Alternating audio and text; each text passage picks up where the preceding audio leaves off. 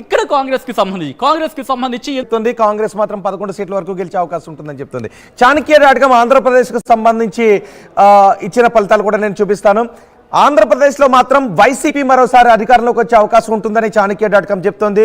110 నుంచి 120 సీట్లతో వైసీపీ అధికారాన్ని ఏర్పాటు చేస్తుందని చాణక్య డాట్కం చెప్తుంది. కూటమి మాత్రం 55 నుంచి 65 స్థానాలకే పరిమితం అయిపోతుందని చెప్తోంది.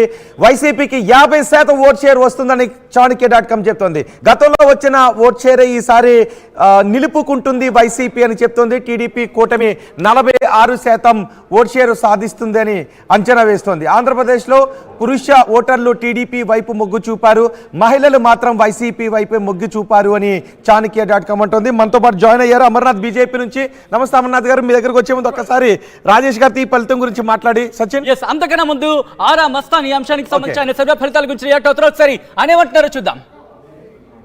సుమారుగా 2% ఓట్ల ఆధిక్యతతో తెలుగుదేశం పార్టీ కూటమి కంటే సుమారుగా 20-25 స్థానాల్లో వైఎస్ఆర్ కాంగ్రెస్ పార్టీ ఆధిక్యత సాధించి మరొకసారి ప్రభుత్వాన్ని ఏర్పాటు ఉంది.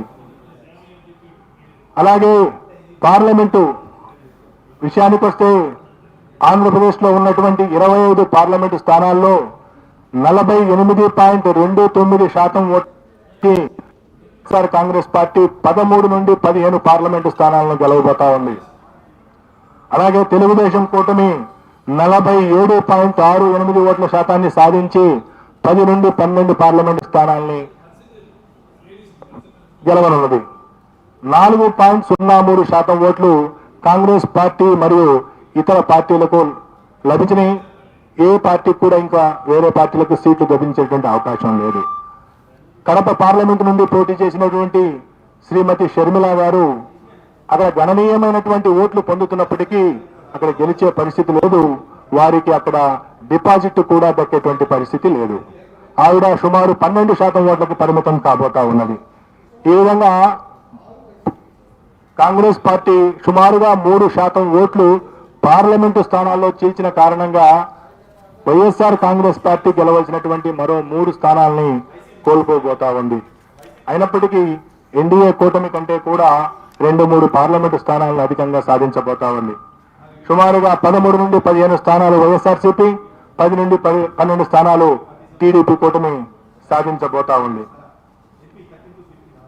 సో ఈ విధంగా ఆంధ్రప్రదేశ్, తెలంగాణలో జరిగినటువంటి హోరాహోరీగా జరిగినటువంటి ఎన్నికల యొక్క ఫలితాలు జూన్ 4వ తేదీన ఉండబోతా ఉన్నాయి.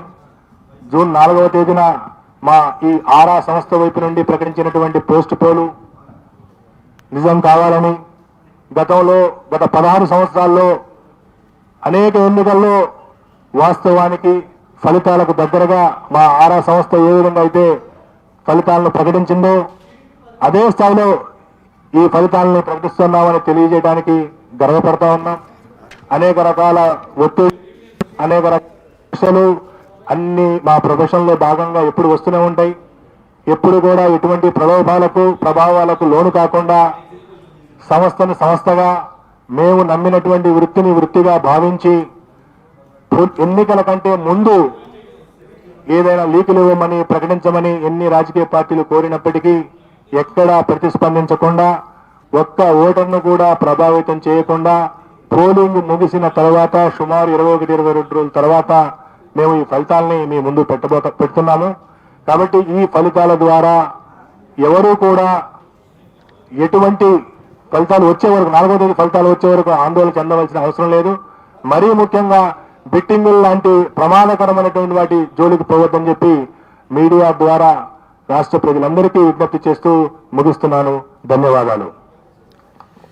ఆరా సంస్థ చెప్తోంది. ఆరా సంస్థ సర్వే ప్రకారం ఆంధ్రప్రదేశ్లో మరోసారి వైసీపీ అధికారంలోకి వస్తుంది అని చెప్తోంది.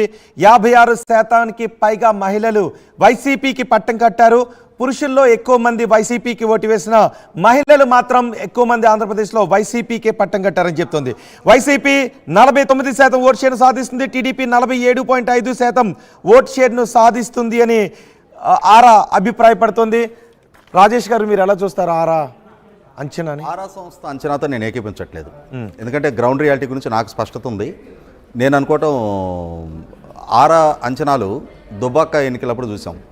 4.5% ఓట్లతోటి అక్కడ టీఆర్ఎస్ గెలుస్తుందని చెప్తే రఘునందనరావు గారు గెలవడం చూసాం బై ఎలక్షన్ సందర్భంగా.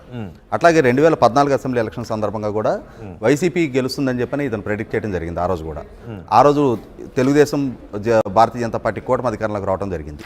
కాబట్టి ఏంటంటే అన్ని సందర్భాల్లో ఈయన ప్రెడిక్షన్స్ మొన్న తెలంగాణ ఎలక్షన్స్లో కరెక్ట్ అయినాయి.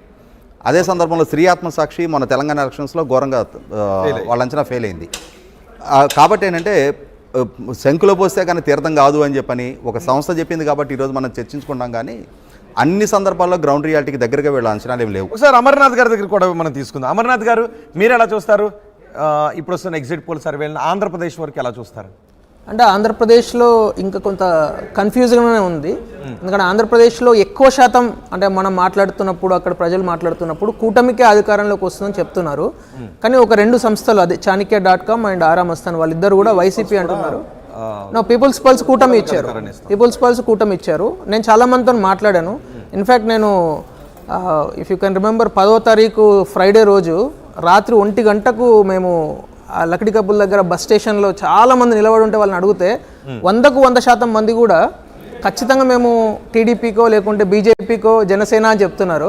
సో ఆ రోజు ఒక అంచనాకైతే రావడం జరిగింది కూటమి అధికారంలో. అంటే అమర్నాథ్ గారు ఇప్పటి వరకు ఇచ్చిన సంస్థలో ఒక 6 సంస్థలు మాత్రం వైసీపీ అధికారంలోకి వస్తుందని చెప్తుంది. ఆ సంస్థల ఏ సంస్థలు ఏ విధంగా ఇచ్చే కూడా మీకు చెప్తాను. వైసీపీకి అనుకూలంగా ఇచ్చిన సంస్థల పేర్లు మీకు చదివి వినిపిస్తాను. ఆత్మసాక్షి వైసీపీ అధికారాన్ని చేజిక్కించుకుంటుందని చెప్తుంది. ఆత్మసాక్షి 98 నుంచి 116 నియోజకవర్గాల్లో. కంటిన్యూ చేద్దాం. అంతగా ఆత్మసాక్షికి సంబంధించి మాట్లాడుకున్నాం.